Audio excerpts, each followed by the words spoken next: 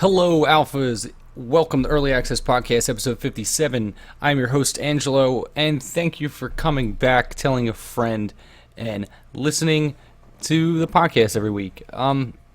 So for those of you in the United States, I want to say happy Labor Day. I hope you're enjoying the extended weekend. That's why I'm actually recording this pretty late tonight, because I don't have work in the morning. Hooray! Insert applause, laugh track, clapping, whatever. Make sure you go check out the website. I got a new first look review up. So I got the video for Orbiter and the review up over on the website. And I just posted the video for one of the games that I've been playing, which was Super Kane Magic Zero. That video is on the YouTube Early Access Podcast over there. Links for that is in the show notes. So I'm going to start with the first thing, which I pushed off from the last episode because I didn't want to get too in-depth into it because it's a lot to talk about. It's a new crowdsourcing platform called Fig. Now, I had mentioned in the last episode that it's going to be a curated crowdsourcing platform that allows you to invest into the game and actually get a return on your investment. However, as of right now, it has to follow a bunch of guidelines because there's no way for you to just be like, well, I put in $10. Like, what is my return on my $10? So there is a bunch of stuff that limitations that are go along with it. So I'm going to get into that in a second. But the first thing I wanted to talk about was the advisory board. So Fig was started by Brian Fargo, who is from the CEO of In Exile Entertainment. He worked on Fallout, Wasteland, Bard's Tale. Let's see. He also raised $8.5 million for Wasteland 2, Torment, Tides of Numenera, and Bard's Tale 4. So he crowdfunded all four of those games. Aaron Isaacson, co-founder of Indie Fun. I don't know who this guy is.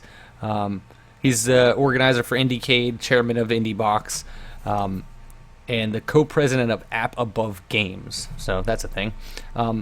Alex Rigopoulos, who I don't know either, is the co-founder, chairman, and chief creative officer of Fig. He co-founded Harmonix in 1995. And then there is Tim Schafer, who you should know if you've been following the indie game scene at all. And I'm sorry for that motorcycle that just drove by my window. Tim Schafer is the president and CEO of Double Fine Productions, who brought us games like Psychonauts and Brutal Legend. They've done a lot of pretty great indie games, and they're no stranger to crowdsourcing their games, and I'm assuming that's why he is a part of this crowdsourcing opportunity, giving investors the opportunity to actually get a return on their investment. And the last but not least, Fergus Ugerhart from Obsidian Entertainment. Baldur's Gate, Fallout 1 and 2, Fallout New Vegas, South Park: The Stick of Truth, and most recently Pillars of Eternity, which was also kickstarted. I think it was done through Kickstarter. I'm not 100%, but I know it was crowdsourced, and that game did really well in the crowdsourcing. So the whole thing behind Fig is, like I said, it's gonna work just like a regular crowdsourced campaign. So you're gonna be able to, you're gonna still have your prize tiers, and I swear to God, there's like a motorcycle rally, just driving by my house at almost 1 in the morning. So anyway, yeah, you're gonna be able to still back games just like you would on Kickstarter or Indiegogo. So you'll have your tiers with whatever you would get out of that tier. So, for instance, right now there's only one game on Fig, and that is another important aspect, is the fact that they are curating the games. So, from what I understand, you're only going to see 1 or 2 games at a time on Fig. Currently, it's just this one. It is Outer Wilds by Mobius Digital. and it's a space exploration game. And actually, if you go to fig.com right now, you can download the alpha demo of this game. But it has your tiers. So the cheapest tier is $20. You get a digital copy when it comes out, and you get it added on to the development newsletter as the game comes around. $30, you get an art book and a copy of the game and a thank you in the credits. So on and so forth, all the way up to the regular tiers of, let's see where this ends, $10,000, which gives you, let's see, you and a friend get to go on an astronomy-filled adventure with some of the development team. You get a 2-night stay, travel's not included, and you get a slew of rewards, a bunch of stuff in the game. You get to make your own thing, you can visit them and play test the game. You get to go to the launch party. So it's a bunch of cool stuff, just like any other Kickstarter. Now, what makes this special is your ability to invest in the title itself. Now, what that means is, if you follow this set, if you qualify for this set of, I guess, not rules, but this is stuff that is put into place by the U.S. Securities and Exchange Commission. Because right now, you have to be an accredited investor as defined by the Rule 501 Regulation D. So you actually have to have certain qualifications right now. They're trying to figure out a way to do it in a different way without all that. But as it stands right now, you have to have the following. You either need to have a net worth of at least $1 million. I personally don't know anyone that has a net worth of $1 million, but that is one way to qualify. The other ways to qualify are to have a annual income of $200,000 or more if you're single, and if you're married, $300,000 or more. So it is right now mainly for people that have a lot of money, because they want to make sure that you can invest into a game like this without costing yourself too much, without the risk of like, oh no, I just put out $5,000 and I can't do anything. And the reason they're doing that is because with this type of investment, the minimum is $1,000. So the minimum is $1,000, all the way up to whatever the cap is set by the game. I wanted to point out another thing. So the way it works is you are not getting a piece of the company. You are only investing in this individual title. So you have no producer rights. You can't supersede anything, even if you put in 100%. You don't own the game. All you do is get a percentage return, which is paid as of right now quarterly, but you get a percentage percentage back from just the sales of this title. It has nothing to do with Mobius Digital. It would just be the sales of Outer Wilds. So that's the way it works. So you can invest in just this title, and depending on how it does depends on how your return is. I think it's really interesting, and I know that they are working on ways to get you, allow people like me who maybe only have $100 to invest in the game also get some kind of return. As of right now, that's not the case. So I think it's super interesting, though. It changes the landscape of crowdfunding, and eventually it might get to a point where everybody's going to own a fraction of a percent, maybe shares, a few shares of a game. And you think about it, if you crowdfunded, say, Rust or DayZ or what Ark right now sold so many copies. Could you imagine if you put in $100 to invest in that game, the kind of return you would get on $100 when they sell 300, when they sell 3 million copies of that game? You would make some kind of money. So it's actually kind of interesting. It allows you to feel like you have more of a stake in something other than the fact that, I'm going to get this game whenever it decides to come out. I think it's pretty interesting, and it's definitely worth keeping an eye on. I'm going to download the demo to Outer Wilds soon because I want to check it out. So go check out fig.com. Keep an eye on it. If you are one of those kinds of people that actually has that kind of money, this might be an avenue for you to invest outside of Kickstarter, because it's not really an investment. I think what they're trying to do here is bring in some of these big money guys that back a lot of independent film.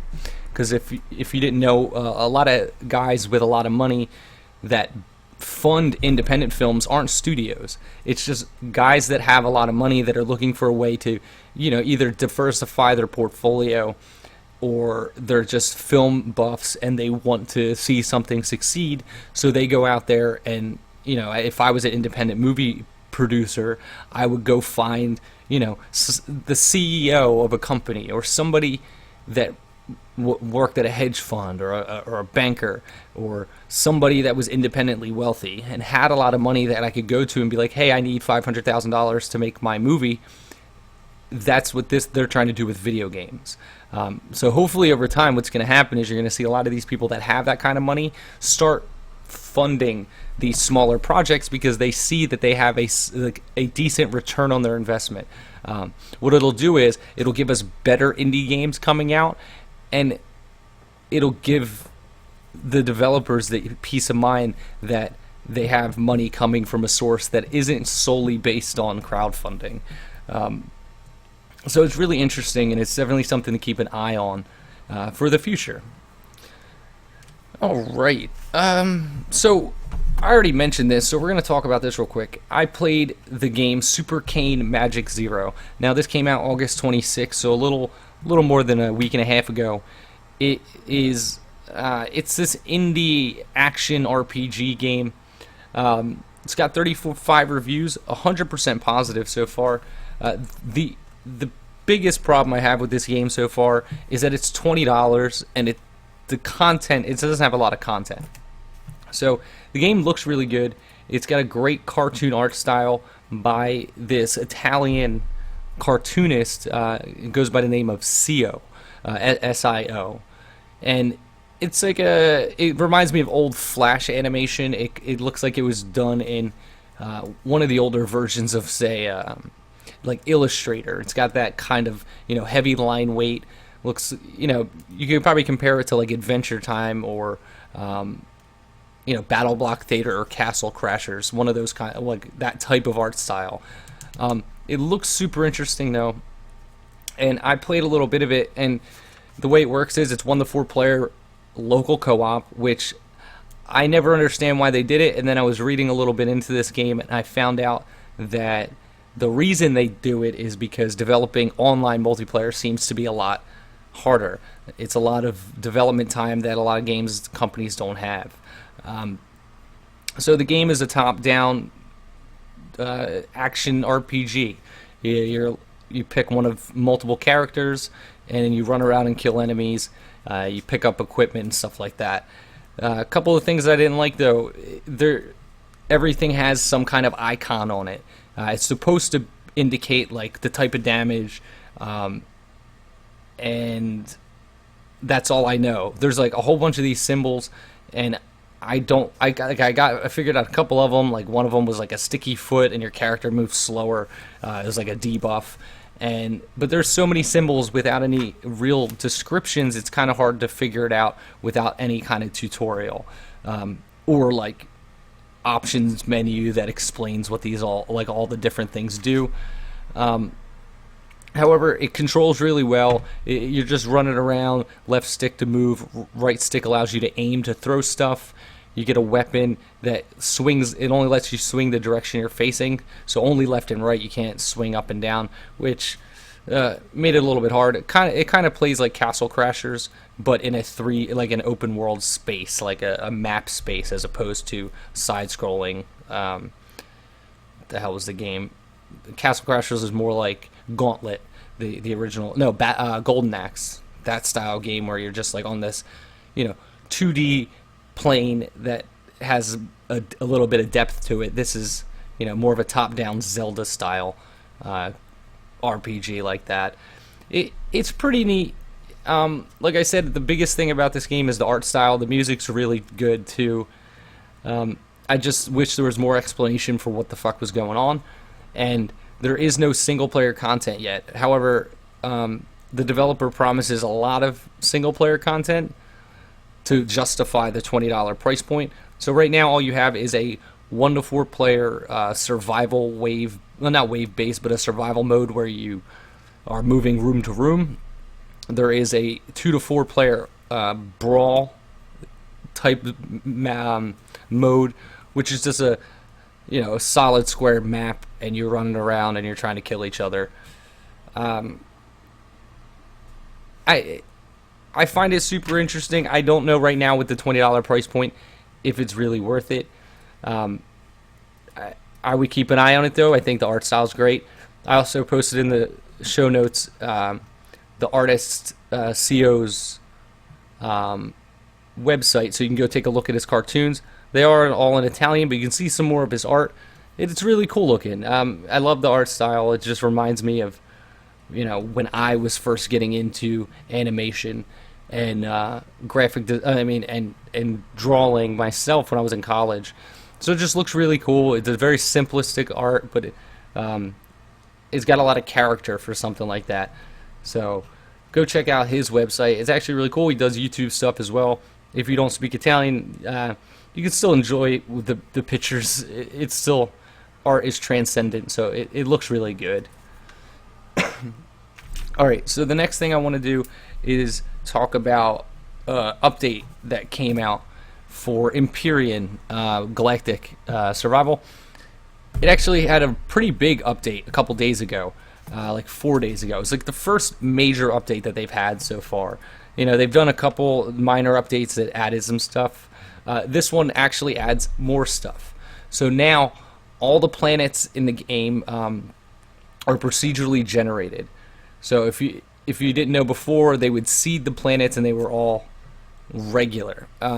So every planet had the same resources, the same resource pool sizes, the same layout. So they generated them outside of the game, and then everybody had the same universe. Now everybody's going to have a different universe, which is awesome. So now what it's going to do is it'll tell you, like, it'll do the terrain, it'll do the resources, the points of interest, the enemy spawning, all procedurally generated, which is really special, because now every game you play will be different, regardless of, you can't you can't rely on resources being the places like where they were before. They also added a new starting planet. So now the new starting planet actually has oxygen on it. So you can take your the new planet. So you can take your helmet off now when you're on this planet, and you don't have to use oxygen because it has breathable oxygen. So that's another thing they added: the ability to take your helmet on and off. And you can also go swimming now. Before, I think you kind of just jumped into the water and that was it. And you can also build your base completely over water. You don't have to start it on the edge of land and then build into the water. Now you can actually build on the water. There's also a list of bug fixes and changes. This update was huge, and I'm happy to give this game a positive review when I did, because it seems like they're building a really interesting world, and I think that No Man's Sky has somebody that's outgunning for the same type of game. And this one, if they get there first with the multiplayer stuff, with the procedural stuff, I think this might give it a run for its money. I think it's got enough open world sandbox stuff. It's got enough depth already to justify picking it up. So the link will be in the show notes for that. I think it's a wonderful game. It's $18, but so far there's so much in this game to make it worth picking up if you're looking for another survival sandbox game. I know there's a lot of them out there, but this one does some really cool stuff, and I would recommend checking it out. Alright, so that's it for news and what I've been playing and all that jazz. Just going to run down the games that have come out since the last episode. It's been pretty slow because, like I said, it is a holiday weekend here, and I know it's not everywhere, but most of the times it tends to bleed into other things. So only a couple games came out. This first one is called Between Me and the Night. which actually looks pretty cool. It's a side-scrolling platform adventure game that came out September 4th. It is mostly positive. It's only got 8 reviews and 75%, so it's actually kind of low. It's a $20 early access game, which again, not too keen on that, but it is 15% off until the 11th. So you got 4 more days for that, and it'll be $17 if you pick it up then. The game looks pretty interesting. The art style is a hand-drawn art style. It's a side-scrolling adventure game. It really has to do with what the story does here, and it says it's a surrealist action-adventure game.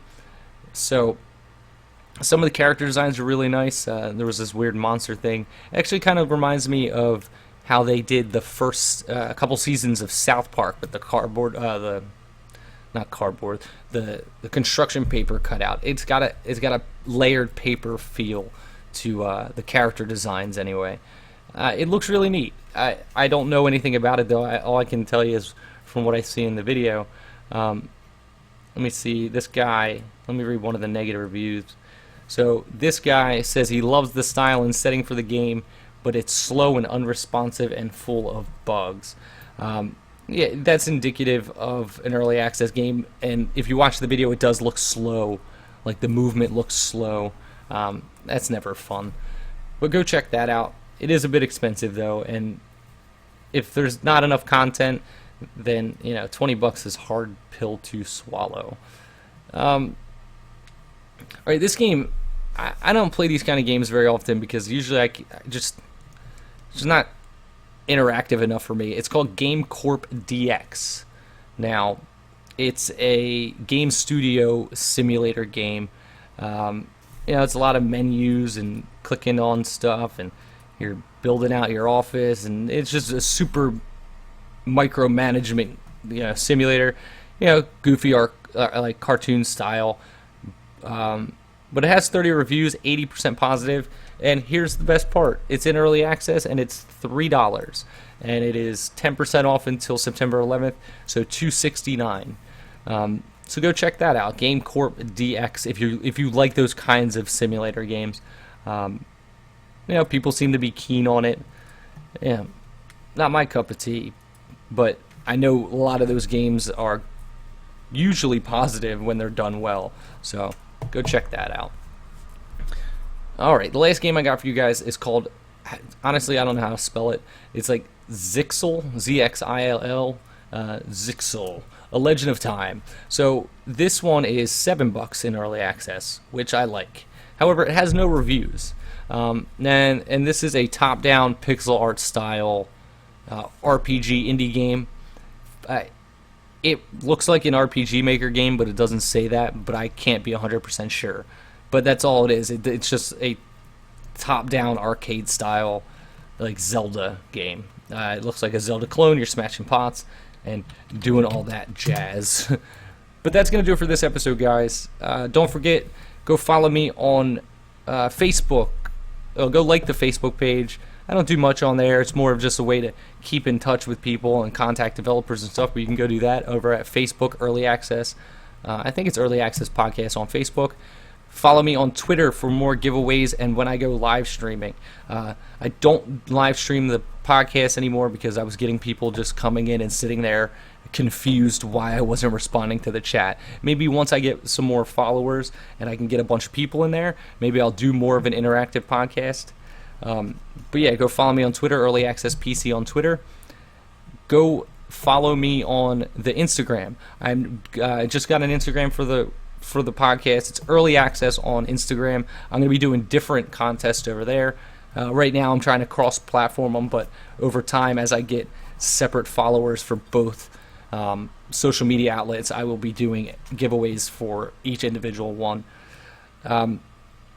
The YouTube Early Access Podcast on YouTube. Don't forget to click through the Amazon banner if you're going to buy anything off of Amazon. It's at the bottom of the website. I moved it from the top just because I'm trying to get that away from everything else. It does help but I want to put it at the bottom. This way you can choose to use it if you want. Just bookmark it whenever you buy anything off Amazon. Just use that link.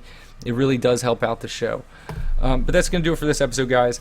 I want to thank you again for listening. Don't forget, tell a friend. And until next time, guys, this is Angelo for Early Access Media, and I will see you next time, because video games.